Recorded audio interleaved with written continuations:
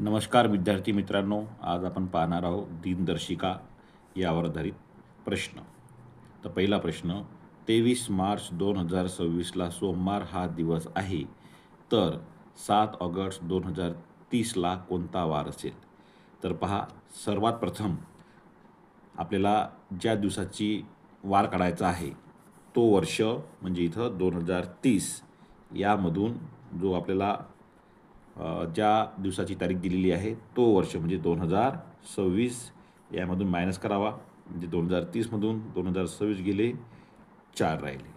आता पुढं 2026 ते 2030 या वर्षादरम्यान किती लीप वर्ष आहे हे आपल्याला काढायचे आहे. तर आपल्याला माहीत आहे की ज्या वर्षाला 4ने पूर्ण भाग जातो तो वर्ष हे लीप वर्ष असते.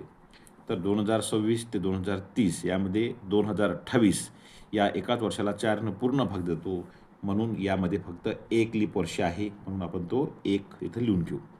आता यानंतर 23 मार्च 2026 यामध्ये जो मार्च महिना आहे, या मार्च महिन्यात 31 दिवस असतात, म्हणून आपण या 31मधून काय करू, हे 23 दिवस वजा करून घेऊ.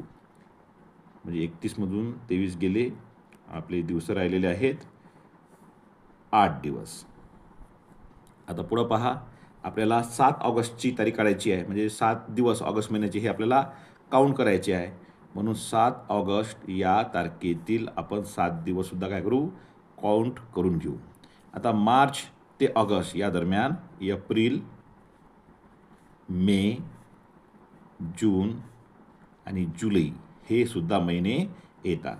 तर येथे आपल्याला लक्षात घ्यायचं आहे की जर ज्या महिन्यात 30 दिवस असतात त्यासाठी आपल्याला 2 हा अंक घ्यायचा आहे, आणि ज्या 31 दिवस असतात त्यासाठी आपल्याला 3 हा अंक घ्यायचा आहे. तर पहा, एप्रिलमध्ये 30 दिवस असतात म्हणून आपण 2 घेऊ, मेमध्ये 31 दिवस असतात म्हणून आपण 3 घेऊ, जूनमध्ये 30 दिवस असतात म्हणून आपण 2 घेऊ, आणि जुलैमध्ये 31 दिवस असतात म्हणून आपण 3 घेऊ. आता आपण या सगळ्याची काय करूया, बेरीज करूया. आपली बेरीज काय आली आहे, 30 आलेली आहे. आता या 30ला आपण 7ने भागूया, कारण एका आठवड्यात 7 दिवस असतात. तर पहा, 7 चौक 28, 30मधून 28 गेले, 2 ही आपली बाकी आलेली आहे, आणि आपली ही जी बाकी आहे हेच आपल्याला यामध्ये महत्त्वाचं ठरणारी आहे. तर पहा, 23 मार्च 2026ला काय होता, सोमवार होता. तर या सोमवारमध्ये आपल्याला हे 2 दिवस काय करायचे आहे, ॲड करायचे आहे. म्हणजे सोमवारच्या पुढं काय येते, मंगळवार आणि बुधवार.